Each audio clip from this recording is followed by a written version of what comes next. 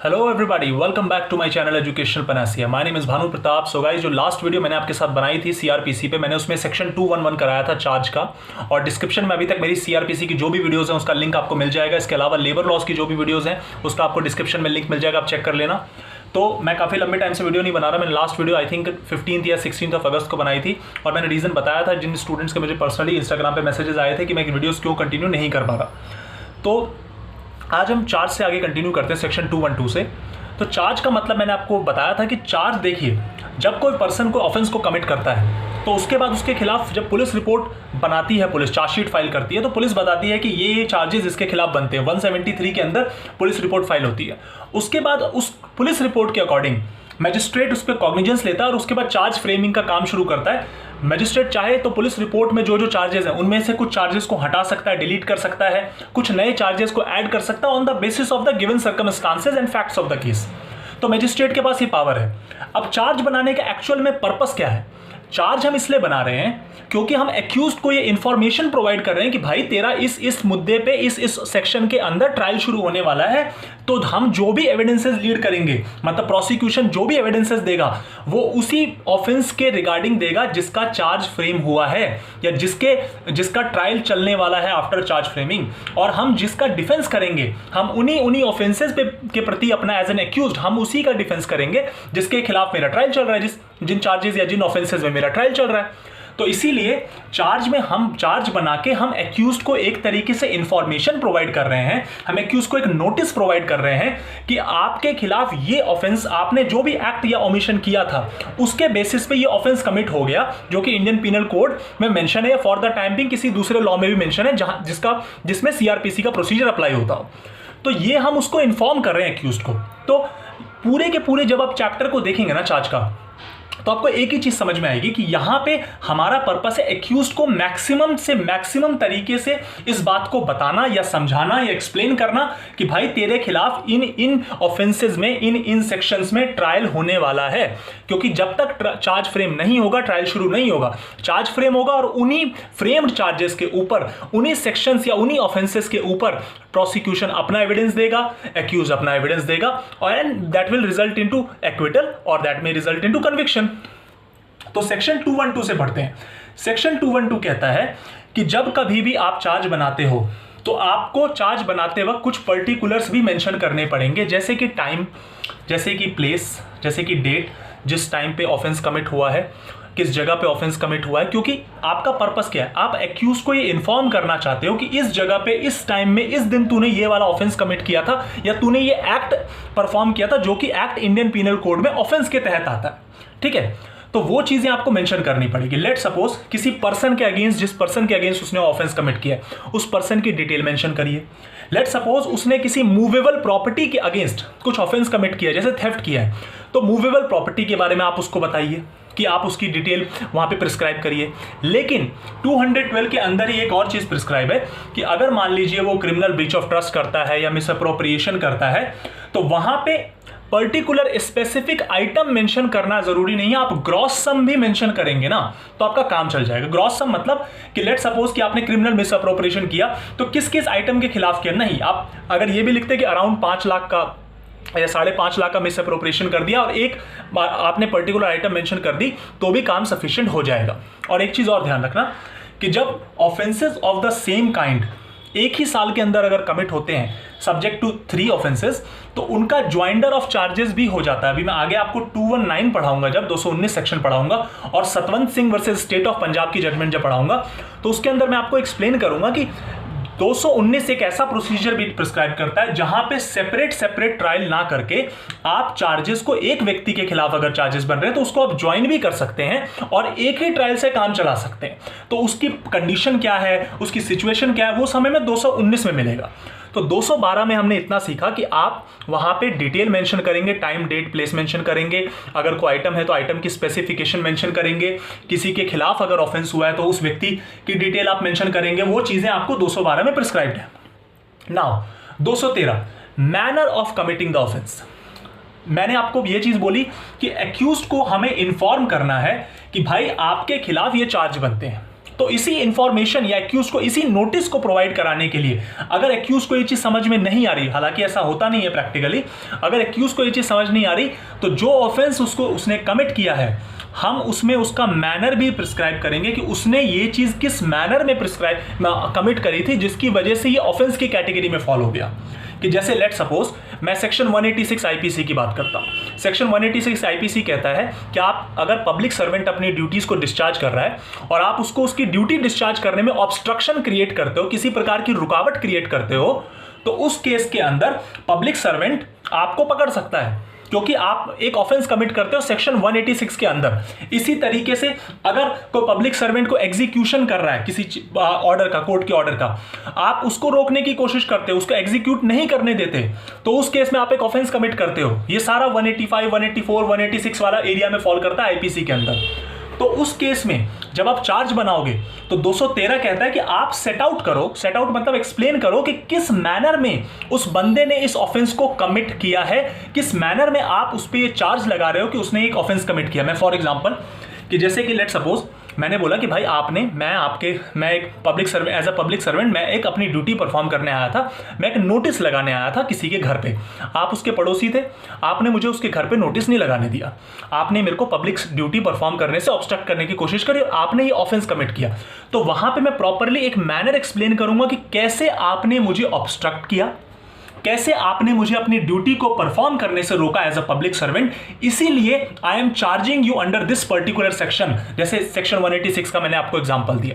तो 213 जो है वो यही कहता है 213 कि whenever an offence has been committed and now you want to inform the accused about the manner in which the offense has been set out, then you will explain।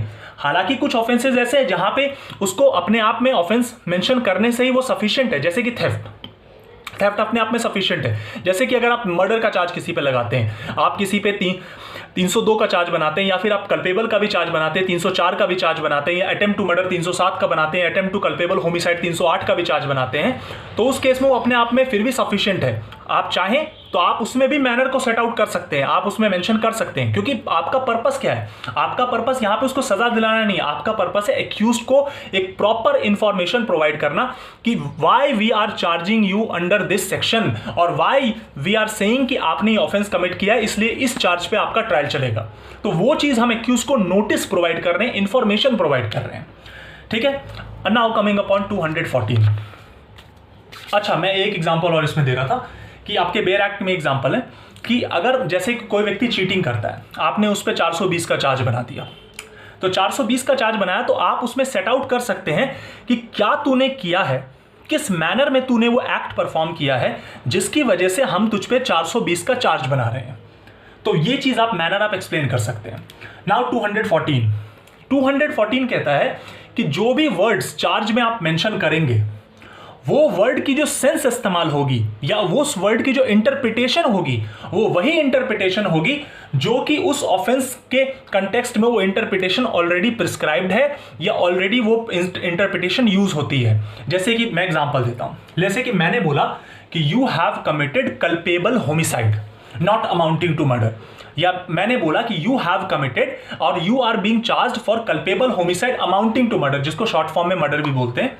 तो उस केस में culpable homicide amounting to murder या not amounting to murder, दोनों ही situation जो IPC में mention है, जो कंटेक्स्ट आपको आईपीसी में लिखा हुआ है, जैसे 299 और 300 जब आप सेक्शन देखते हैं 299 एंड 300, तो उसके अंदर जो मैनर प्रिस्क्राइब्ड है या उसके अंदर जो मीनिंग प्रिस्क्राइब्ड है, you have to take that meaning, क्योंकि वो मीनिंग ऑलरेडी वहां पे डिफाइंड है। और चार्ज जब आप यहां पे बनाएंगे सीआरपीसी में, तो आपको उस कल्पेबल होमिसाइड शब्द का या मर्डर शब्द का वही कंटेक्स्ट प्रिस्क्राइब करना पड़ेगा, वही कंटेक्स्ट लिया जाएगा।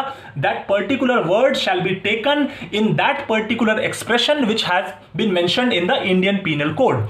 ये चीज कहती है आपकी 214। Now coming upon 215। मैं एक्सपेक्ट कर रहा हूं कि आप सारे बेयर एक्ट अपना खोल के बैठे होंगे ताकि आपको थोड़ी बेटर अंडरस्टैंडिंग हो जाए। 215 कहता है कि कोई भी एरर चार्ज को मेंशन करने में, जैसे कि मान लीजिए हमने चार्ज को प्रॉपर मेंशन नहीं किया या कुछ गलती कर दी हमने, जैसे गलत बंदे का नाम मेंशन कर दिया या उसका टाइटल छोड़ दिया, जैसे कि अमर सिंह है तो आपने सिंह लगाना छोड़ दिया, एग्जांपल के लिए दे रहा हूं, तो उस केस में वो तब तक इरोनियस नहीं होगा या वो तब तक प्रॉब्लमेटिक नहीं होगा जब तक उसके वजह से, उस एरर की वजह से या उस ओमिशन की वजह से फेलियर ऑफ जस्टिस ना हो जाए। हालांकि एक छोटी चार्ज फ्रेमिंग में इशू एक्यूज्ड के लिए या डिफेंस के लिए एक स्ट्रॉन्ग ग्राउंड बन सकता है अपने आप को बचाने के लिए, तो ये चीज याद रखना। लेकिन 215 इस तरीके की प्रोटेक्शन देता है कि जज ये चेक करेगा कि इस चार्ज को बनाने में कोई एरर अगर हुआ है तो क्या उस एरर से एक्यूज्ड को ऐसा प्रेजुडिस हो गया कि अगर वो गलती नहीं हुई होती तो एक्यूज्ड को प्रॉपर इंफॉर्मेशन होता। अगर कोई ऐसा प्रेजुडिस, इस लेवल का हार्म हुआ, इस तरीके, इस लेवल की फेलियर ऑफ जस्टिस हुई है, तब तो हम दोबारा चार्ज को रिफ्रेम कर देंगे, दोबारा से ट्रायल को, मतलब ट्रायल तो भी स्टार्ट हुआ ही नहीं है, दोबारा से चार्ज को रिफ्रेम कर देंगे, उसको ठीक कर देंगे। अगर ऐसा नहीं है तो उस केस में हम तब तक नहीं करेंगे जब तक हमें ये इंश्योर ना हो जाए, मतलब जज को ये इंश्योर ना हो जाए कि इस एरर की वजह से या इस ओमिशन की वजह से किसी भी प्रकार का कोई फेलियर ऑफ जस्टिस ओकेजन हुआ है। अब इसमें जैसे आपकी बुक्स में, बेर एक्ट में भी एग्जांपल लिखा है कि एक व्यक्ति है, उस पर मर्डर का चार्ज बना और उसका नाम खुदा बख्श कि मर्डर का चार्ज बना, और हमने गलती से चार्ज मेंशन करते हुए जिस व्यक्ति के खिलाफ, मतलब जिस व्यक्ति का उसने खून किया था, उसका नाम हैदर बख्श लिख दिया। अब हुआ क्या कि उस व्यक्ति ने इससे पहले कोई ऑफेंस नहीं किया, किसी का मर्डर नहीं किया, पहली बार उस पर मर्डर का चार्ज बन रहा है, उसके हाथों से किसी की मौत हुई है ऐसा चार्ज बनाया जा रहा है। तो वहां पे जब तक मजिस्ट्रेट को ये नहीं लगता कि इसकी वजह से ये बंदा इन्फॉर्म्ड ही नहीं हुआ प्रॉपर, तब तक मजिस्ट्रेट उस चार्ज को दोबारा से फ्रेम नहीं करेगा, तो मजिस्ट्रेट रहने देगा, बोलेगा काम चल जाएगा। लेकिन अगर मजिस्ट्रेट को लगता है नहीं, इससे मिसलीड हो सकता है वो एक्यूज्ड, इससे एक्यूज्ड को मिस इंफॉर्मेशन जा सकती है और जिसकी वजह से occasion, failure of justice occasion हो सकता है, तो उस केस में मजिस्ट्रेट दोबारा से चार्ज को फ्रेम कर देगा। तो ये चीज है आपकी 215। Now coming upon 216। 216 is one of the most important aspect of charge framing, क्योंकि ये आपकी alteration, addition, subtraction of charge के ऊपर बात करता है कि क्या चार्ज को एक मजिस्ट्रेट अल्टर कर सकता है, अल्टर मतलब चेंज कर सकता है, क्या उसमें नया चार्ज जोड़ सकता है, क्या उसमें एग्जिस्टिंग चार्ज को रिमूव कर सकता है। The answer is yes. तो सवाल ये आता है कि अगर ये मजिस्ट्रेट कर सकता है तो कब तक कर सकता है, कौन सी स्टेज तक हम इसको कंसीडर करेंगे चार्ज की अल्टरेशन को, या 216 का इस्तेमाल मजिस्ट्रेट कब तक करेगा। तो लॉ क्लियरली ये प्रिस्क्राइब करता है कि before the judgment is pronounced तब तक चार्ज को अल्टर किया जा सकता है, मतलब कोई नया चार्ज अगर मजिस्ट्रेट चाहे तो उसमें ऐड कर सकता है, कोई एग्जिस्टिंग चार्ज को अगर मजिस्ट्रेट को लगता है इसका वैलिड ग्राउंड नहीं है तो उसको सब्ट्रैक्ट कर सकता है, डिलीट कर सकता है before the judgment is pronounce, मतलब कि उस व्यक्ति के एक्विटल या कन्विक्शन होने से पहले तक चार्ज को एक नया चार्ज ऐड किया जा सकता है, एग्जिस्टिंग चार्ज को रिमूव किया जा सकता है। अब सवाल आता है कि नया चार्ज ऐड होने की सिचुएशन कब बन सकती है। मैं आपको इसका एक प्रैक्टिकल एग्जांपल बता देता हूं। जैसे 173 में आपने पुलिस रिपोर्ट फाइल करी, तो 173 सबसेक्शन 8 जब आप देखेंगे, 173(8) जो फर्दर इन्वेस्टिगेशन के बारे में बात करता है कि पुलिस के पास फर्दर इन्वेस्टिगेशन करने की भी पावर है। अगर पुलिस को लगता है कि एविडेंस, कुछ और इंपॉर्टेंट एविडेंस को दिया जा सकता है कोर्ट में, या कुछ और एविडेंसेस कलेक्ट किए जा सकते हैं, तो पुलिस 173(8) के अंदर अलाउ हो जाएगी, फर्दर इन्वेस्टिगेशन करेगी। अब जब फर्दर इन्वेस्टिगेशन होगी तो सप्लीमेंट्री चार्जशीट फाइल होगी, तो सप्लीमेंट्री जब चार्जशीट पुलिस फाइल करेगी तो वहां पे अगर कोई नया चार्ज बना होगा या कोई पुराना वाला चार्ज पुलिस को लगा कि नहीं वो वाला केस उस पे बनता नहीं था, तो उस केस में उस सप्लीमेंट्री चार्जशीट के बेसिस पे मजिस्ट्रेट चाहे तो कुछ नए चार्जेस को ऐड कर सकता है और कुछ एग्जिस्टिंग चार्जेस को हटा सकता है। यूजुअली ये प्रैक्टिकली इस तरीके से वर्क करता है कि सप्लीमेंट्री चार्जशीट अगर फाइल कर दी पुलिस ने तो मजिस्ट्रेट उस पर प्रोसीड करेगा और कुछ नए चार्जेस को कंसीडर कर सकता है या कुछ एग्जिस्टिंग चार्जेस को रिमूवल भी कर सकता है। तो ये चीज आपको ध्यान रखनी है, 216 में मजिस्ट्रेट के पास पावर है। अब सवाल आता है कि हमने चार्जेस का अल्टरेशन कर दिया, हमने चार्जेस को चेंज कर दिया, हमने नए 2 चार्जेस लगा दिए, हमने क्रिमिनल उस पे हाउस ट्रेसपास लगाया था, हमने चार्ज को अल्टर करके हाउस ब्रेकिंग कर दिया, हाउस ब्रेकिंग लगाया था, हमने चार्ज को अल्टर करके हाउस ब्रेकिंग बाय नाइट कर दिया। तो इस तरीके से या जैसे अलग अलग सेक्शन है आपके हाउस ट्रेसपास के अंदर, 447 का चार्ज है, 457 का चार्ज है, 451 का चार्ज है, तो अलग अलग कैटेगरी है कि हाउस ब्रेकिंग कर रहे हैं तो किसी को मतलब कुछ ऐसा ऑफेंस करने के लिए जो इम्प्रिजनमेंट विद डेथ है, हाउस ब्रेकिंग कर रहे हैं कुछ ऐसा ऑफेंस करने के लिए जो इम्प्रिजनमेंट विद सेंटेंस है। तो इस तरीके से अलग अलग कैटेगरी बनी है, तो मजिस्ट्रेट चाहे तो उसको चेंज भी कर सकता है। अब जब चेंज हो गया तो क्या नया ट्रायल स्टार्ट होगा या जो एग्जिस्टिंग ट्रायल चल रहा है उसको वैसे ही प्रोसीड किया जाएगा कि नया चार्ज ऐड हो गया उस पर भी ट्रायल शुरू कर देते हैं। तो यहां पे डिपेंड करता है कि एक्यूज्ड प्रेजुडिस होगा, एक्यूज्ड को नुकसान है या नहीं, मजिस्ट्रेट इस फैक्टर को कंसीडर करेगा, ये बात ध्यान रखना। और उसके बेसिस पे मजिस्ट्रेट विल देन डिसाइड कि whether on the fresh charges हमें इसको एक फ्रेश या डिनोवो ट्रायल, जिसे फ्रेश ट्रायल कहते हैं, फ्रेश ट्रायल को कंसीडर करना चाहिए, या हम एग्जिस्टिंग जो केस चल रहा है उसमें ही पुश करके जो और चार्जेस लगा के उनका ट्रायल भी कंटिन्यू करेंगे। तो प्रैक्टिकली बताऊं तो जो एग्जिस्टिंग चार्जेस, मतलब जो अगर चार्जेस ऐड होते हैं तो जो एग्जिस्टिंग ट्रायल चल रहा होता है उसी के अंदर ऐड होके ट्रायल कंटिन्यू रहता है। फ्रेश ट्रायल यूजुअली मजिस्ट्रेट नहीं करता। उसका सबसे पहला रीजन ये है कि जब कभी भी आप फ्रेश ट्रायल करोगे तो it will consume a huge litigation time. Magistrate का जो टाइम है, क्रिमिनल कोर्ट्स का जो प्रेशियस टाइम है, वो टाइम यूज होगा, इसीलिए मैजिस्ट्रेट यूजुअली इस फैक्टर को कंसीडर नहीं करता। लेकिन हाँ, अगर उस ट्रायल के, अगर उस चीज के ऐड हो जाने के बाद कोई नई चीजें सामने आती है तो मैजिस्ट्रेट चाहे तो फ्रेश ट्रायल कर सकता है। जैसे कि मैं एग्जांपल देता हूं कि लेट सपोज कि कोई बंदा किसी के घर में घुसा और घर में घुसने के बाद वो एक लौता एक ही बंदा था, वो मतलब कोई नौकर उस दिन घर में था और मैं किसी के घर में हाउस ब्रेक कर गया। और हाउस ब्रेक करने के बाद जब अगले दिन पुलिस, मतलब घर सामान चोरी हुआ, तो पता चला कि वो बंदा एक्चुअली वहाँ पे है नहीं, गायब है वो बंदा। अब किसी को नहीं पता कि वो मर गया, वो जिंदा है क्या नहीं है। तो हो सकता है कि 3 महीने बाद, 6 महीने बाद पता चले कि उस व्यक्ति की लाश कहीं से बरामद हो रही है, और उस लाश बरामद होने के पास से जो सबूत मिले हैं या कुछ सैंपल्स मिले हैं या कुछ सामान मिला है, वो सामान अभी इस एक्यूज्ड के रिगार्डिंग है जिसको हमने पकड़ा है हाउस ब्रेकिंग के चार्ज में। तो देयर माइट बी सर्कमस्टांसेस कि उसमें अब एक नया चार्ज ऐड करने की बात हो जाए, तो नया चार्ज अगर ऐड किया है तो नया ट्रायल शुरू कर दे। एक्यूज बोले नहीं सर, मेरे पे तो आप हाउस ब्रेकिंग का चार्ज लगा रहे थे, इसका ट्रायल चल रहा था, आप मर्डर का कर रहे हो तो मर्डर के लिए आप फ्रेश ट्रायल करो। मैजिस्ट्रेट वो भी अलाउ कर सकता है, मर्डर के लिए फ्रेश ट्रायल को कर सकता है, नहीं तो वो एग्जिस्टिंग ट्रायल को भी कंसीडर कर सकता है। डिपेंड क्या करता है कि उस केस में एक्यूज्ड प्रेजुडिस होगा या नहीं होगा।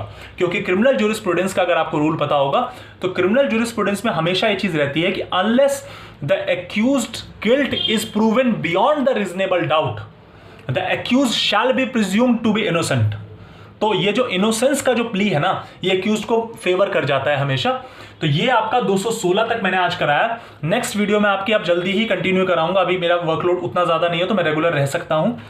तो नेक्स्ट वीडियो जो आपकी बनेगी उसमें 217 से हम कंटिन्यू करेंगे और चार्ज 2 क्लास में निपटा दूंगा। Satwant Singh versus state of Punjab की जजमेंट मुझे आपको डिस्कस करनी है तो उसकी एक सेपरेट वीडियो बनेगी।